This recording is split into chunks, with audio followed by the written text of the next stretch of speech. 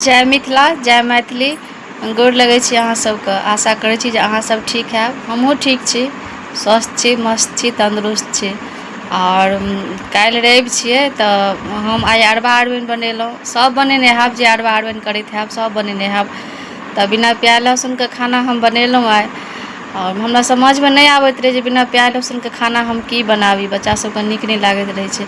मगर एकरा सबके ने आलू टमाटरके सब्जी हमरा बच्चा सबके ज़्यादा नीक लगै छै। तऽ हम वएह बनेलहुँ, आलू टमाटरके सब्जी चावल। तऽ हम देखाएब जे हम केना बनेलहुँ।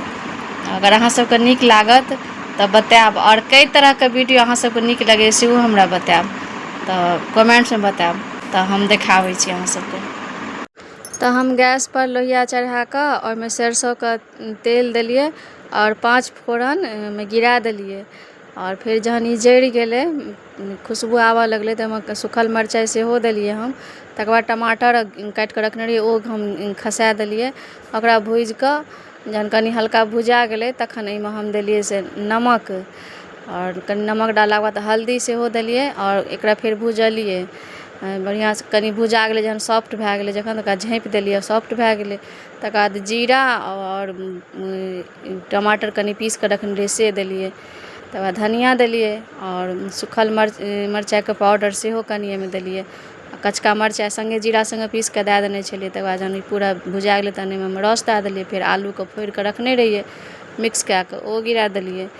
और तकर बाद लारि चारि कऽ तकर बाद देखियौ अहाँ सब एहन टाइपके बनलै हँ। देखैमे तऽ बहुत सुन्दर लगै छै और खाइमे पता नहि केहन भेल हेतै, से अहाँ सब बताएब जे खाइमे कई टाइपके बनल हेतै। फेर जहन बनि गेलै तहन एहिमे हम धनिया पत्ता काटि कऽ रखने रहिए ओ हम खसा देलिए और मिला देलिए। तकर बाद फाइनल लुकमे एहन सब्जी बनि कऽ तैयार भेलै। तऽ अगर अहाँ सबके नीक लागत तऽ बताएब।